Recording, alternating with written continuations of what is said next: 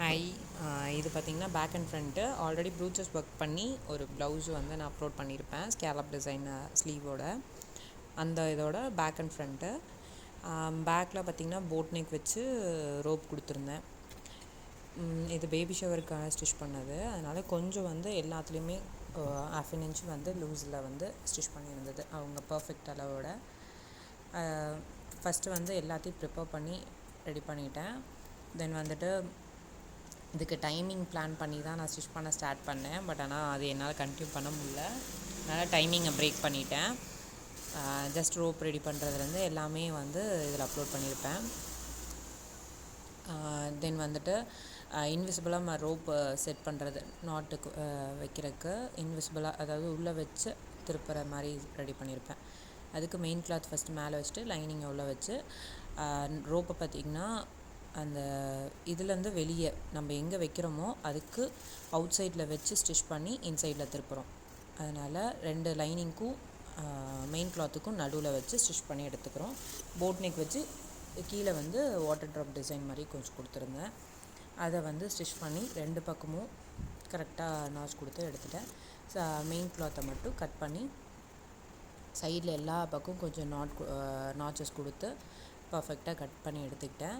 இதில் ஆக்சுவலாக எப்படின்னா பேக்குக்கு வந்துட்டு இப்படி அடித்து திருப்பும்போது கொஞ்சம் ஒர்க்கு ஈஸி. ஆனால் கேன்வாஸ் வச்சா இன்னும் பர்ஃபெக்டாக வரும். நான் இதில் கேன்வாஸ் வைக்கல.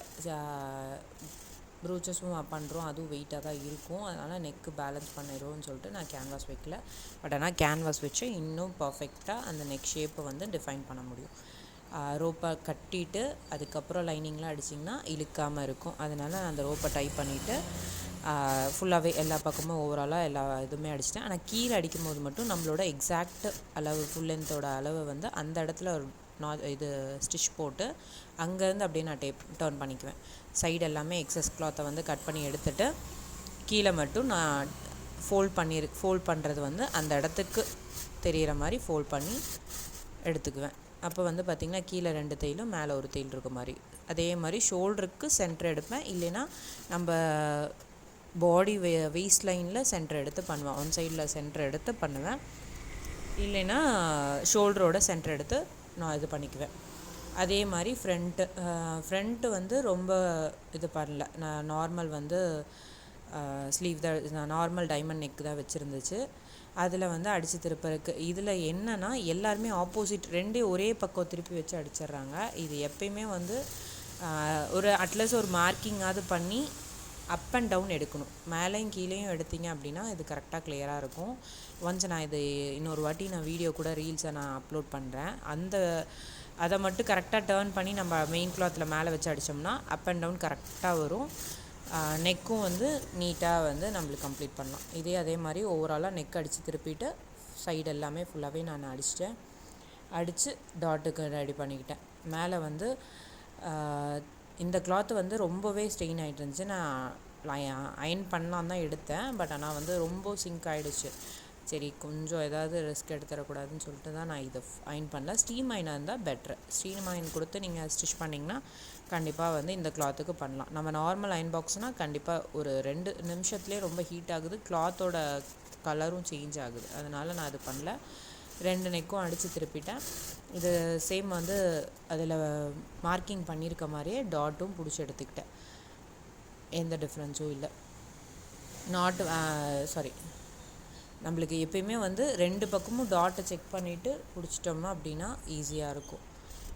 அதே மாதிரி சென்டர் டாட் கீழே நம்ம வெயிஸ்ட் பேண்ட் கிட்ட ஜாயின் பண்ணுற டாட், பெரிய டாட் ஃபஸ்ட்டு டாட்டை வந்து கரெக்டாக பிடிச்சாலே சைடு ஆர்ம்ஹோல் டாட் 2மே உங்களுக்கு வந்து ஆட்டோமேட்டிக்காக அதுலேயே வந்து ரீச் ஆகிடும். ஃபஸ்ட்டு டாட்டு தான் நம்மளுக்கு மெயின். அதை கரெக்டாக எடுத்தாலே 3 டாட்டு நம்மளுக்கு பர்ஃபெக்டாக வந்துடும். இந்த மாதிரி அந்த வி ஷேப் வந்து கரெக்டாக எடுத்திங்கன்னா கப் சைஸ் வந்து பர்ஃபெக்டாக உட்காந்துக்கும். அது ரொம்ப ரிஸ்க்கு கிடையாது. இதில் வந்து அடிஷ்னலாக பட்டி அதே மாதிரி மெயின் கிளாத்து இந்த கிளாத் 2மே வந்து ஸ்டிஃபாக, அதுக்கு மேலே இன்னும் வந்து நான் 2 கிளாத் எடுத்திருப்பேன். அதையுமே வந்து அடித்து திருப்பிக்கிறது கீழே மேலே மட்டும் ஃபுல்லாகவே அது கம்ப்ளீட்டாக எல்லா பக்கம் ஓரம் போட்டு ஸ்டிச் பண்ணி எடுத்துக்கிட்டேன். அது 2யுமே ஜாயின் பண்ணி கம்ப்ளீட் பண்ணிக்கிட்டேன். இது ரொம்ப வந்து பேசிக்காக நம்ம எப்படி பண்ணுறது, இன்னும் இன்விசிபிள்லாம் நிறையா இருக்குது. இது பேசிக்காக நம்ம எப்படி ஜாயின் பண்ணுறது அப்படிங்கிறது தான் பண்ணியிருக்கு. அது எங்கே ஃபஸ்ட்டு சென்டருங்கிறது செக் பண்ணி அதெல்லாம் கொஞ்சம் செக், அது எப்பயுமே வந்து 2 பட்டியும் ஒரே மாதிரி இருக்கா அப்படிங்கிறத செக் பண்ணி எடுத்துக்கோங்க. சைடு கொஞ்சம் நாச் கொடுத்துட்டு ஒரு நாச் மாதிரி கொடுத்து அதில் வச்சிங்கன்னா கரெக்டாக இருக்கும். 2 ஜாயின் பண்ணும்போது எப்பயும் அந்த டாட் பிடிச்ச இடம் மட்டும் நம்ம பட்டியோட ஜாயின் பண்ணுறதோட ஜாயின் ஆகிடக்கூடாது, சேராமல் கரெக்டாக இருக்கும். அதே மாதிரி மேலே லிஃப்ட் பண்ண மாதிரி வச்சு நம்ம பட்டிக்கு இதுக்கும் சென்டர்லேயும் ஒரு படிமான தையல் மாதிரி நான் போட்டுக்குவேன். அது எப்படின்னா அந்த கப் ஷேப்லேருந்து இறங்காமல் பட்டி இது அப்படியே கரெக்டாக இருக்கும். அதுக்காக அந்த அதுவும் பண்ணிவிட்டு கம்ப்ளீட் பண்ணிக்கிட்டேன். இதுதான் வந்துட்டு ஃப்ரண்ட் அண்ட் பேக்கு டாட் எல்லாமே கரெக்டாக இருக்கான்னு பார்த்துட்டேன். கொக்கி பட்டி வி பட்டி நான் இதில் அப்லோட் பண்ண வேண்டாம் தான் நினச்சேன். பட் ஆனால் இதில் ரொம்ப ஃபாஸ்ட்டாக இருக்கனால இது புரியல அப்படின்னா நான் இன்னொரு வீடியோ அப்லோட் பண்ணுறேன். இது பார்த்திங்கன்னா கொக்கி வைக்கிற இடம், இன்னும் இன்விசிபிளாக கொக்கி வைக்கிறது இன்னும் நிறைய ஹூக்கில் வந்து நிறையா இருக்குது. நான் அதோட வேரியண்ட்டும் மாற்றி போடுவேன். இப்போ வந்து வீப்பட்டியும் கீழேருந்து மேலே கிளாத் வச்சு மேலே அதே மாதிரி படிமான தையல் போட்டு கம்ப்ளீட்டாக வந்து அடித்து திருப்பிக்குவேன். இது எனக்கு வந்துட்டு ஈஸியாக இருக்கும். எப்பயுமே வந்து நான் இந்த மாதிரி தான். அதே மாதிரி வீப்பட்டி மென்ஷன் பண்ணுறது மேலே கீழே நடுவில் சென்ட்ரு, அதுக்கப்புறம் ஃபஸ்ட்டு சென்ட்ரு செகண்ட் சென்ட்ரு அப்படி எடுத்து கரெக்டாக பார்த்து செக் பண்ணி நம்ம நாச் போட்டு வி அடிச்சிட்டோம்னா ஈஸியாக இருக்கும். அவ்வளோதான். கம்ப்ளீட்டாக வந்து ஒரு ப்ளவுஸ் முடியிருக்கு மேக்ஸிமம் 45 மினிட்ஸ் எடுத்துக்கிறேன். இதுவும் இன்னும் வந்துட்டு பர்ஃபெக்டாக பண்ணுறதுனா இன்னும் பண்ணலாம். நிறையா நம்ம எப்படி ப்ராக்டிஸ் பண்ணுறோமோ அதை பொறுத்து டிஃபர் ஆகும். ட்ரை பண்ணி பாருங்கள்.